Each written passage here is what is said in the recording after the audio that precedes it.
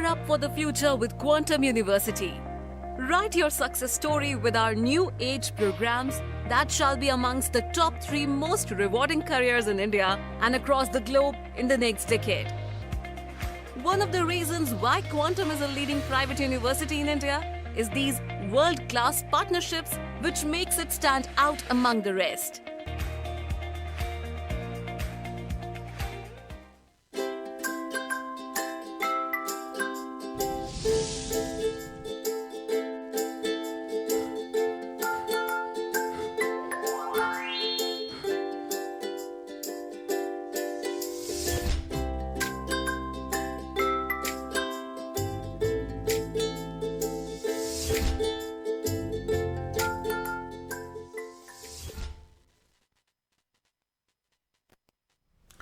Good afternoon. ELITETV ki test of cartoon ki mahau meng ta view so hamatara mo seri mbro ngasi imfala hunga pau se singi cartoon singda cartoonist na kari haning ni ba kari phono ni ba kari wakal khalan ni ba tu myam sanong tamjage amna lokachage sangai express ki onthok pani da haida onthok pani da haiba cartoon si jing view yam phajaba ko gi hui ga hodonga wari chana bagi mong ni handakte hui si na mi chikpadagi si be ora ko myam adu gi hida ka to ko myam tawba madu gi film du da asai cartoon sina khud thara pane na I khanje ada hodong sina haibane kaino handakti hui na khoi yam na ngawi da na khoi na chikpada mi si bu su yaure an haiba da asai hui sina khumak pane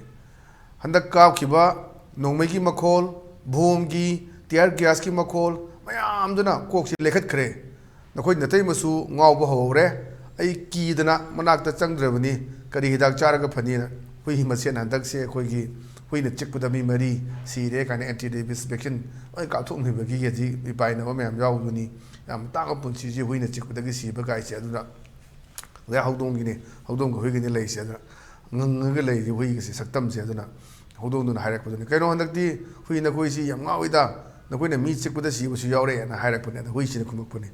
handak ka khiba nungai gi makhol bhom gi tear gas ki makhol mayam duna kok si lekhat khre na khoi na tai masu ngaw ba ho re ai ki dana manak ta changdrabani kari hidak charaga phani na hui machen marak ta puta lekhalapagi kai lekha ino ha ganda handa ka ko nungmai makhol bom makhol tear gas makhol dana hui sing su ko loi lekhat khre kaina sum nokning ba ya phongdok ba hai tari la ko su oi badi ya ba ta ba nonghan ning ba si ja kara nonghan ning bai wang ni na tawrang da ga khalak pudo hui sing su lekhat ta nong ma kon ta khang na chen ma myam si yoi ni adai kok lekhat na mi chiklak pani adai di si bani na hai bagi mong du ni si su nok an nga am sum nga ki wakar potha na bagi ofam ni sina atoba message ma pi ra su nga no an ning bagi po ning si purai sina pathang da lai sina koi koi pongna phom gi ni lai si pongno ki balo he sini balo he si da yar si handak si saroi khang bagi me ama da thang si saroi khang ba koi gi ko khai gi ba kuki ka mun to gi matang du da be sora kan irak pa koi jelak pa cartoon ni tham jage adu haida saroi khang bada athing ma be ba thorak de ye han haiba rei ma je saure rei saroi ngaroi me am sina man haire adu di kadai da na ma koi gi bunker sing do mathang separate tor ge do na haidi bunker sing ko thuga ra ge separate ho lagi an haiba gi message ma pi bani sum chu no hon ning bani adag lai yam na koi na ki ne long no report to mo na ko khai na to bodo adagi koi gi ukal gi su ji moi cheng dor ka da bani kai na haiba la le haja ga da bani ngadadi ko ta chalak bu yai kai na haiba hum moi ham phong do bu lai adane ngasai gi saroi ngaroi me ye ka da moi mana saroi khang bu da thing ba pi ba thorak le na haiba ni moi me am saroi ngaroi me am si ni si le se aya adudi kadai da no mo koi bunker sing da bathang separate tor ge do na aduni mayam na haina budu leibni koina laisem na luna khanjaraga emta thogai be khaiba kaimta madugi chaki sab kari hai tare chaktam kaimta magi ngam me habdu ularoi tra ka haina ga haina ba phagi jwai tongna baduni adu kari toraka dage lugraba line ne longnari bani kari toraka dagi yengba ta bani ana dai du ne changa sing na khoi saroi ngaroi sing kalam ga daba wafam do thamakpa si jo message ma piba cartoon ne thamjage mathang da laisna khoi hoelan paugi as loire ha to ni as loire se yeng biu adama pa ji akhoi gi siga da bagi na ba leiba adu mi sin na mane na khal adeda hai ba de na akap ma yori du video na mirana ꯑꯗꯨꯗ ꯃꯣꯏ ꯃꯥꯅꯤ ꯃꯣꯏ ꯄꯥꯕꯨꯡꯅ ꯑꯩꯈꯣꯏꯒꯤ ꯀꯞꯁꯟꯅꯕ ꯃꯄꯥ ꯁꯤꯗꯣꯔꯦ ꯀꯥꯏꯅ ꯇꯧꯕꯒꯤ ꯃꯑꯣꯡꯗꯨꯅꯤ ꯂꯩꯔꯤꯁꯦ ꯑꯅꯥꯕꯅꯤ ꯍꯧꯖꯤꯛ ꯁꯤꯗ ꯂꯩꯔꯤꯕ ꯁꯤꯟꯁꯦ ꯑꯗꯨꯅ ꯁꯤꯒꯗꯧꯔꯕ ꯑꯣꯏꯔꯝꯕꯁꯨ ꯌꯥꯏꯅ ꯂꯧꯕ ꯌꯥꯏ ꯑꯗꯨ ꯃꯌꯥꯝꯁꯦ ꯑꯩꯈꯣꯏꯒꯤ ꯀꯩꯅꯣ MLA ꯇꯨꯄꯤ ꯎꯞꯄꯒ ꯂꯥꯛꯄ ꯀꯥꯡꯕꯨꯅꯤ ꯑꯗꯨꯗ ꯑꯀꯞꯄ ꯑꯃ ꯌꯥꯎꯔꯤꯕꯗꯨ ꯚꯤꯗꯤꯑꯣ ꯅꯝꯃꯤꯔꯣꯅ ꯑꯩꯈꯣꯏꯒꯤ MLAꯒꯤ ꯑꯩꯈꯣꯏꯒꯤ ꯅꯦꯍꯔꯨ ꯇꯨꯄꯤ ꯎꯞꯄ ꯂꯥꯛꯄꯅꯤꯅ ꯑꯩꯈꯣꯏꯒꯤ MLA ꯃꯟꯇ꯭ꯔꯤꯒꯨꯝꯕꯒꯤ ꯃꯑꯣꯡꯅꯤꯅ ꯑꯩꯈꯣꯏꯅ ꯂꯧꯕ ꯌꯥꯏ ꯑꯗꯩꯗ ꯉꯁꯥꯏ ꯅꯥꯔꯤꯕ ꯑꯗꯩꯁꯤꯅ ꯑꯩꯈꯣꯏ ꯚꯣꯠ ꯃꯌꯥꯒꯤ ꯍꯪꯕ ꯂꯥꯛꯄꯒꯤ ꯃꯑꯣꯡ ꯇꯧꯕ ꯑꯗꯨꯒꯤ ꯁꯤꯟꯅꯤ ꯂꯧꯔꯤꯁꯦ ꯑꯗꯨꯅ ꯑꯀꯞꯄ ꯑꯃ ꯌꯥꯎꯔꯤꯕꯗꯨꯕꯨ ꯚꯤꯗꯤꯑꯣ ꯅꯝꯃꯤꯔꯣꯅ ꯑꯗꯨꯗ ꯃꯥꯅꯤ ꯃꯣꯏ ꯄꯥꯕꯨꯡꯅ ꯀꯨꯝꯃꯛꯄꯗꯨꯅꯤ ꯃꯥꯏ ꯅꯨꯄꯤꯗꯨꯅ ꯑꯗꯨꯃꯅꯤ ꯍꯧꯖꯤꯛ ꯚꯣꯠ ꯃꯌꯥꯒꯤ ꯂꯩꯀꯥꯟꯁꯤꯗ ꯑꯩꯈꯣꯏꯒꯤ ꯄꯤꯔꯥꯡ ꯆꯤꯟꯊꯔꯅꯤ ꯑꯅꯥꯕ ꯃꯌꯥꯝ ꯁꯦꯕꯥ ꯇꯧꯔꯅꯤ ꯃꯌꯥꯝ ꯑꯃ ꯑꯗꯨꯒꯤ ꯄꯣꯠꯇꯨꯗ ꯌꯨꯝꯐꯝ ꯑꯣꯏꯔꯀꯥꯟꯗ ꯌꯦꯛꯂꯛꯄ ꯀꯥꯔꯇꯨꯟꯅꯤꯅ ꯊꯝꯖꯒꯦ ꯃꯊꯪꯗ ꯂꯩꯔꯤꯁꯤꯅ ꯑꯩꯈꯣꯏ ꯏꯆꯦꯜ ꯑꯦꯛꯁꯄ꯭ꯔꯦꯁꯀꯤ ꯅꯩꯔꯦ ꯍꯥꯏꯕꯗꯨꯅꯤ ꯅꯩꯔꯦ ꯁꯤꯗ ꯑꯩꯈꯣꯏ ꯐꯣꯇꯣꯁꯤ ꯑꯗꯨꯝ ꯌꯦꯡꯕꯤꯔꯣ ꯑꯩꯅ ꯍꯥꯏꯗ꯭ꯔꯒꯁꯨ ꯀꯅꯥ ꯃꯥꯟꯒꯦꯗꯣ ꯑꯩꯅ ꯑꯗꯨꯝ ꯍꯥꯏꯔꯔꯣꯏ ꯑꯩꯈꯣꯏꯅ ꯃꯥꯟꯕ ꯑꯃ ꯂꯩꯔꯦ ꯃꯥꯟꯕ ꯑꯃ ꯂꯩꯔꯦ ꯑꯗꯨꯗ ꯃꯥꯁꯤ ꯈꯕꯔ ꯄꯥꯔꯤ ꯍꯧꯖꯤꯛꯀꯤꯁꯤ ꯃꯥꯟꯕꯁꯤ ꯑꯗꯨꯗ ꯃꯥꯅ ꯀꯩꯅꯣ ꯍꯥꯏꯕꯅꯤ ꯃꯤꯍꯨꯟꯒꯁꯦ ꯆꯦꯡꯒꯨꯝ ꯆꯦꯡꯒꯥꯟꯗꯔꯤ ꯇꯨꯃꯤꯟ ꯂꯩꯅꯁꯤ ꯑꯅ ꯍꯥꯏꯕꯅꯤ ꯑꯗꯨꯗ ꯃꯥꯒꯤ ꯁꯦꯀ꯭ꯔꯦꯇꯔꯤ ꯅꯠꯇ꯭ꯔꯒ ꯃꯥꯒꯤ MLA ꯃꯥꯒꯤ ꯅꯛꯅꯕ ꯑꯃ ꯂꯥꯛꯇꯣꯏꯅꯦ ꯑꯗꯨ ꯃꯥꯅ ꯍꯥꯏꯔꯦ ꯅꯠꯇꯦꯗ ꯅꯨꯡꯉꯥꯏꯕ ꯄꯥꯎ ꯇꯝꯒꯦ ꯇꯧꯕꯅꯤ ꯇꯣꯛꯂꯒꯦꯅ ꯍꯧꯖꯤꯛꯁꯦ ꯀꯩꯅꯣꯅꯤ ꯇꯤꯀꯦꯠ ꯄꯤꯁꯤꯜꯂꯛꯀꯗ꯭ꯔꯥ ꯑꯥꯗꯒꯤ ꯂꯧꯁꯤꯜꯂꯛꯀꯗ꯭ꯔꯥ ꯄꯤꯁꯤꯜꯂꯛꯀꯗ꯭ꯔꯥ ꯆꯠꯂꯨ ꯍꯥꯏꯔꯛꯀꯗ꯭ꯔꯥ ꯍꯥꯏꯕꯒꯤ ꯆꯤꯡꯅꯕ ꯂꯩꯕ ꯑꯗꯨꯗꯅꯤ ꯃꯥꯅ ꯍꯧꯖꯤꯛꯀꯤ ꯀꯥꯔꯇꯨꯅꯤꯁꯅ ꯌꯦꯛꯂꯛꯏꯁꯦ ꯃꯤꯍꯨꯟꯒꯗꯤ ꯆꯦꯡꯒꯨꯝ ꯆꯦꯡꯒꯥꯟꯗꯔꯤ ꯇꯨꯃꯤꯟ ꯂꯩꯅꯁꯦꯅ ꯆꯠꯂꯨ ꯍꯥꯏꯗꯤ ꯆꯠꯇ ꯌꯥꯔꯣꯏꯗꯣꯏꯅꯤ ꯍꯥꯏ ꯀꯃꯥꯏꯅ ꯍꯥꯏꯔꯛꯑꯒꯗꯤ ꯁꯤ ꯊꯥꯗꯣꯛꯑꯝꯃ ꯆꯠꯇꯣꯏꯅꯤ ꯁꯦꯟꯇꯔꯗ ꯑꯗꯨꯅꯤ ꯑꯗꯨꯒꯤ ꯄꯣꯠꯇꯨꯗ ꯑꯗꯨꯗ ꯑꯃꯗꯨꯅ ꯆꯠꯂꯔꯣꯏꯅ ꯇꯝꯒꯦꯅ ꯂꯥꯛꯄꯁꯨ ꯑꯣꯏꯔꯝꯕ ꯌꯥꯏ ꯑꯗꯨꯒ ꯑꯇꯣꯞꯄ ꯄꯥꯎ ꯑꯃ ꯑꯣꯏꯔꯕꯁꯨ ꯌꯥꯏ ꯑꯗꯨꯅ ꯇꯤꯀꯦꯠꯀꯤꯗꯤ ꯍꯧꯖꯤꯛꯐꯥꯎꯗ ꯑꯝꯇ ꯍꯥꯏꯗꯣꯛꯅꯗ꯭ꯔꯤꯕꯅꯤ ꯑꯣꯏꯕ ꯌꯥꯏ ꯄ꯭ꯔꯣꯕꯦꯕꯜ ꯉꯥꯛꯇꯅꯤ ꯂꯩꯅꯩꯁꯤꯡꯁꯤ ꯑꯦꯛꯖꯦꯛ ꯑꯩꯈꯣꯏ ꯅꯣꯃꯤꯅꯦꯁꯟ ꯐꯥꯏꯜ ꯇꯧꯔꯀꯥꯟꯗꯗꯤ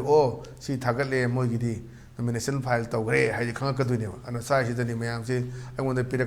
ꯄꯤꯔꯛꯀꯗ꯭ꯔꯥꯅ ꯆꯠꯅꯤꯡꯗꯕꯗꯣ ꯁꯦꯟꯇꯔꯁꯤꯗ ꯀꯌꯥ ꯆꯠꯅꯤꯡꯕꯁꯤ ꯀꯌా ꯄꯥꯝꯗꯕ ꯑꯗꯨꯅꯤ ꯑꯗꯒꯤ ꯂꯩꯔꯤꯕ ꯄꯣꯠꯁꯤꯗ ꯑꯩꯈꯣꯏꯒꯤ ꯍꯥꯟꯅꯒ ꯑꯃꯨꯛ MP ꯑꯣꯏꯔꯒ ꯑꯃꯨꯛ ꯀꯨꯝꯊꯔꯒ ꯑꯃꯨꯛ ꯃꯌꯥꯝ ꯃꯥꯡꯗꯒ ꯚꯣꯠ ꯈꯣꯝꯕꯁꯤ ꯑꯃꯨꯛ ꯇꯟꯕ ꯑꯗꯨꯝꯕ ꯀꯥꯡꯕꯨꯁꯨ ꯌꯥꯎꯗꯕ ꯅꯠꯇꯦ ꯑꯗꯒꯤ ꯅꯣꯃꯤꯅꯤ ꯑꯣꯏꯅꯒ ꯑꯗꯨꯝ ꯆꯠꯅꯤꯡꯕ ꯑꯗꯨꯁꯨ ꯌꯥꯎꯗꯕ ꯅꯠꯇꯦ ꯏꯋꯥ ꯋꯥꯗꯕꯤꯗ ꯚꯣꯠ ꯈꯣꯝꯕ ꯆꯠꯇꯕꯤꯗ ꯑꯗꯨꯒꯨꯝꯕ ꯁꯨꯝꯕ ꯃꯌꯥꯝꯁꯤ ꯑꯗꯨꯝ ꯂꯩꯕꯅꯤ ꯑꯗꯅꯤ ꯁꯤꯗꯩꯗ ꯃꯤꯡꯒꯨꯝ ꯆꯤꯡꯒꯨꯝ ꯆꯦꯡꯒꯥꯟꯅꯔꯤꯀꯣ ꯇꯨꯃꯤꯟ ꯂꯩꯅꯁꯤ ꯑꯅ ꯍꯥꯏꯕꯅꯤ ꯅꯠꯇꯦꯗ ꯅꯨꯡꯉꯥꯏꯕ ꯄꯥꯎ ꯑꯃ ꯇꯝꯒꯦ ꯇꯧꯕꯅꯤ ꯇꯣꯛꯂꯒꯦꯅ ꯌꯥꯝ ꯐꯖꯕ ꯁꯤꯁꯨ ꯋꯥꯍꯟꯊꯣꯛ ꯂꯩꯕ ꯀꯥꯔꯇꯨꯟꯅꯤꯅ ꯑꯩ ꯊꯝꯖꯒꯦ ꯃꯊꯪꯗ ꯂꯩꯁꯤꯅ ꯑꯩꯈꯣꯏ ꯅꯥꯎꯔꯝ ꯊꯧꯗꯥꯡꯒꯤ ꯍꯋꯥꯗꯣ ꯂꯩꯔꯥꯡꯗꯣ ꯍꯥꯏꯗꯨꯅꯤ ꯍꯋꯥꯗꯣ ꯂꯩꯔꯥꯡꯗꯣ ꯁꯤꯗ ꯌꯦꯡꯕꯤꯌꯨ ꯑꯩꯈꯣꯏꯒꯤ ꯀꯩꯅꯣꯁꯤꯅ ꯀꯩ ꯍꯥꯏꯇꯥꯔꯦ ꯃꯀꯨꯕꯣꯛ ꯍꯥꯏꯒꯗ꯭ꯔꯥ ꯑꯁꯤꯅ ꯃꯥꯒꯤ ꯅꯨꯄꯤꯁꯤ ꯍꯥꯏ ꯂꯥꯛꯄꯅꯤ ꯅꯌꯥꯅ ꯅꯨꯄꯥꯗꯨ ꯌꯨ ꯊꯛꯇꯕ꯭ꯔꯥ ꯑꯅ ꯍꯪꯕꯅꯤ ꯊꯛꯅꯕ ꯂꯩꯇ꯭ꯔꯕ꯭ꯔꯥꯅ ꯃꯥꯁꯤ ꯌꯨ ꯈꯧꯔꯥꯡꯉꯛꯄꯁꯨ ꯃꯥꯜꯂꯦ ꯍꯥꯏꯁꯤꯗ ꯑꯗ ꯅꯌꯥ ꯅꯨꯄꯥꯗꯨ U ꯊꯛꯇꯕ꯭ꯔꯥ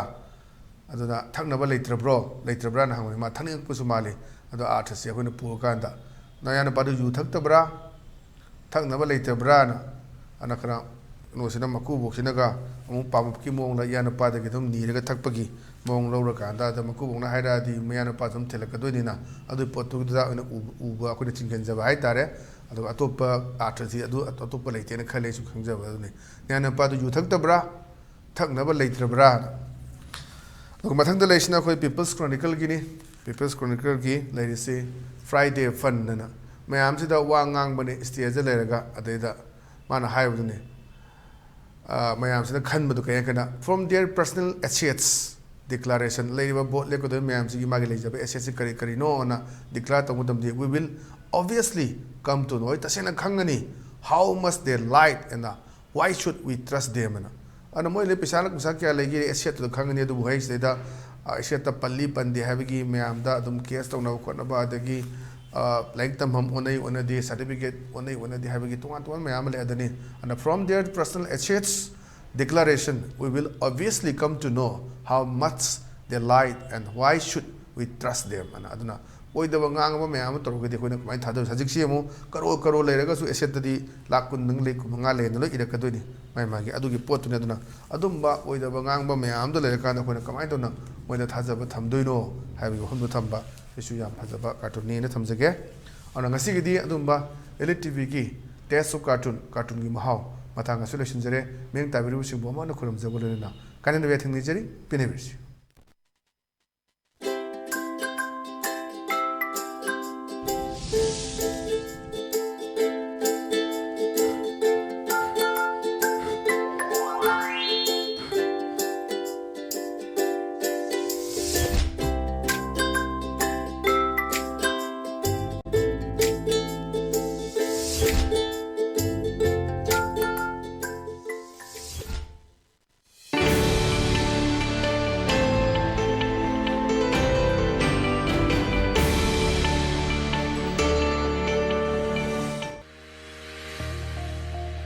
Gear up for the future with Quantum University.